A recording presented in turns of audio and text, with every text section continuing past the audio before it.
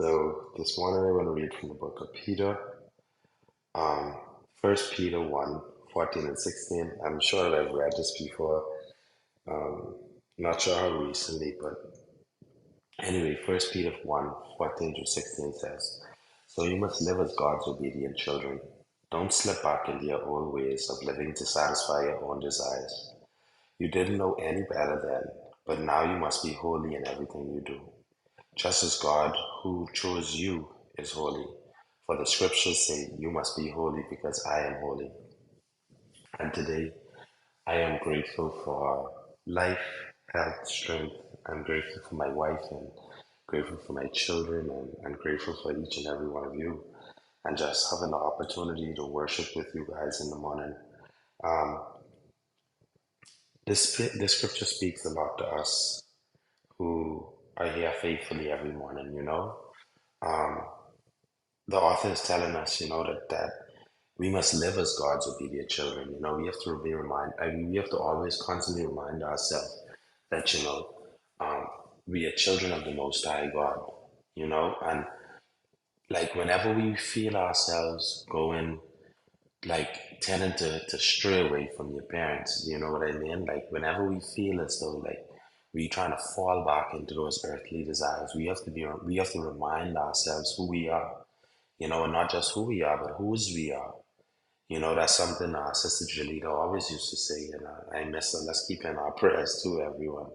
But it's so important for us to be reminded by this particular verse, and it's something that I like to reiterate to myself and try to constantly keep that in your spirit, that not to slip in your own ways, because like the author says here as well, too, he says that you didn't know any better back then, and you know, I'm conflicted with that one right there, to be honest, because I feel as though when I was a sinner, I deep down inside there was something in me that knew better.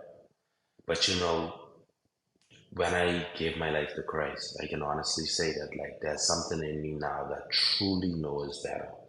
You know, um, even if thinking or there's a situation that you know before would have warranted a lie. Like now I would think twice and not even do it. You know, it would be something inside me that counts and keeps a record of every little thing that I do that would seem sinful to God. You know what I mean? And that means anything. And I'm super mindful of it now. Anything, whether it be a lust, whether it be a desire, or whether it be greed in any kind of way, I've developed this extreme consciousness of it. So it's important for you to, when you develop this consciousness, to act on the fact of not leaning back into these desires. You know what I mean? And because that's how the author ends up closing this, he says, "But now you must be holy in everything you do, just as God who chose you is holy." And like we say again, it's so important to be reminded of that.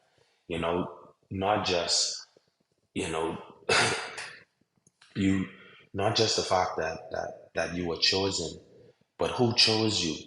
You were so important that the creator of the heavens and the earth chose you to have a purpose on this earth.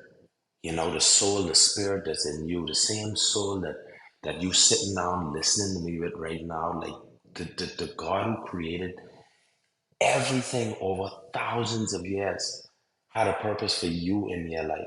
And that's a great mantle to carry. You know what I mean? Because God not only made us in his image, the author closes out by saying this, "You must be holy because I am holy." We are in his image for a reason. He didn't make you as a he didn't make you as an animal, he didn't make you as a lion or a dog or a cat. He made you in your own image with a purpose. And there's something buried deep inside you that if you haven't found, seek him and ask him, "What is it, God, that you put me here to do? Because you are the Holy One and you made me in your image. And I know it's something that you put me here to do." So thank you everyone for the opportunity to speak. I want to go back and rest because again, I didn't get much sleep because, I'm not feeling well. So keep me in your prayers, guys. I'll be okay. Trust me, my faith tells me this. I'm Carrie again. I love each and every one of you, and I relinquish my mic.